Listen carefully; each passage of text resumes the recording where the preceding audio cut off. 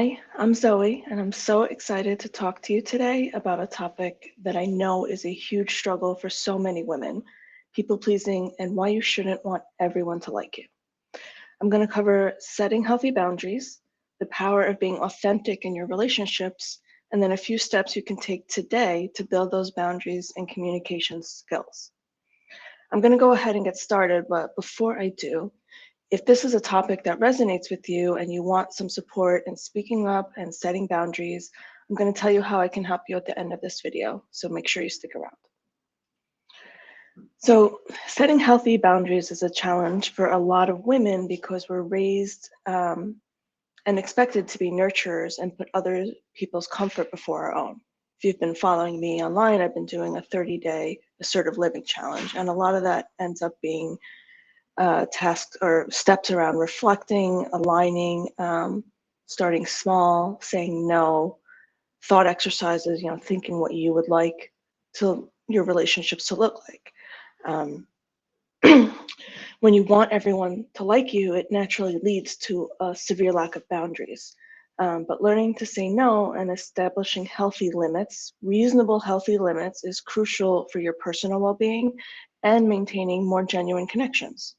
When you're constantly people pleasing, you may think you're gaining favor by always saying yes, but it's more likely you're teaching others how to treat you, letting them know they can add more and more to your workload or list of responsibilities. That doesn't actually make you a better candidate for promotions or get people to respect you as a leader or a person. It makes them want to put all of their tedious tasks onto you and keep you in that role since you take everything off their plate. More than anything, it will lead to burnout for you and lead to you being taken for granted instead of making you feel like a valued member of the team. If you're nodding your head and agreeing with this, it probably means you've been trying to keep people happy and it's actually hurting you more than you realized. So take a minute to think about what you hope to get out of people pleasing and what is actually happening for you. Are you getting the respect and the rewards that you wanted from it, or are you still struggling to find your space and feel secure in your role? Another reason focusing on other people liking you is actually hurting you is because you're not listening to your own experience. You're focused on whether or not someone else likes you. It's okay to want that and think about it, but when it's the focus, you lose touch with yourself and whether you like you or even how you feel about the other person, and you lose touch of what you want your life to look like. Letting go of the need for everyone to like you can lead to much more authentic relationships, which takes less energy, makes connections stronger and deeper, and feels way more satisfying. It can feel risky and scary at first, but not everyone is meant to get along perfectly. A little bit of confrontation, conflict is healthy in normal relationships. Disagreements are normal. They're healthy. They mean we all are entitled to our own opinions and thoughts and feelings. Authenticity will also help you find your people and people who you feel connected with. When you're trying to please everybody, it becomes diffuse and there's no real connection.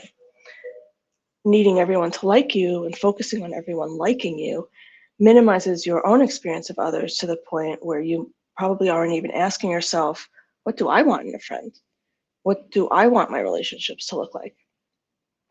A good thought exercise around this is also to start to pay attention to when you say yes, when you want to say something else. No, maybe, or even just give another alternative for dinner. Then ask yourself why you said yes when you didn't want to. Are you afraid someone will get upset at you? Is that the worst case scenario? Or are you worried the entire relationship will end? This is called catastrophizing. How much are you catastrophizing the possible outcome? Once you have a better understanding of your actual fears, we can look at how realistic they are. Most relationships are not so fragile that setting a limit or saying, I'm sorry, I can't, something simple like that, will completely upend it. If it's that fragile, that's a whole other issue that needs to be looked at. But most relationships, most jobs can certainly survive a limit here and there. The next step to really trying to switch this and be more authentic is looking at what you can gain from setting a very simple limit. You want to change your mindset around focusing on the negative and focus on the positive. You already know your fears, but have you thought about the possible positive outcomes? What if it's all completely fine? What if you feel seen and listened to and respected? Could you get some time and energy back to do something for yourself? Think about all the ways you could benefit from a change in your role and communication style. Now we're ready for some actual steps. I'm just finishing up sharing my 30 days to assertive living calendar with daily steps you can take online. If you missed it and want to check it out, drop a 30 days to assertive living below the live or the replay, and I'll send it your way. I'll mention a few of the steps now as well. One thing you can do is say no more often, or say, I'm sorry, I can't, whatever you're more comfortable with. It doesn't have to be a flat no, it doesn't have to be too harsh, especially when you're starting out. Especially if you're a people pleaser, this can be really hard at first. But the only way to really improve your relationships, your communication, and your boundaries is to practice letting go of what you think other people want. Because it's also about what you think other people want. Chances are most of your friends, family, even coworkers actually want you to be happy and comfortable as much as you want them to be happy and comfortable. If you're just starting out, you can explain it, use the word because, explain your decision why you can't, I have other commitments, whatever it is. You don't have to be too specific, but you can give a reason if that helps you set the boundary.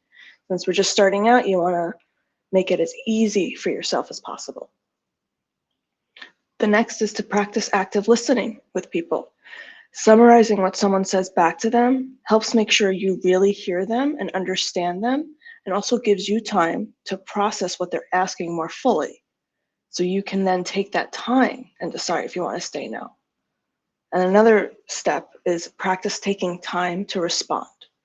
If you don't know how to respond, it's always okay to take some time and think about your response. You can always use the phrase, I need to think about that and get back to you.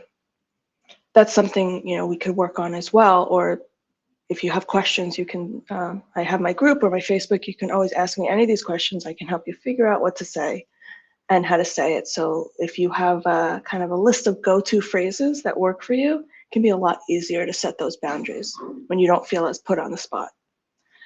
Now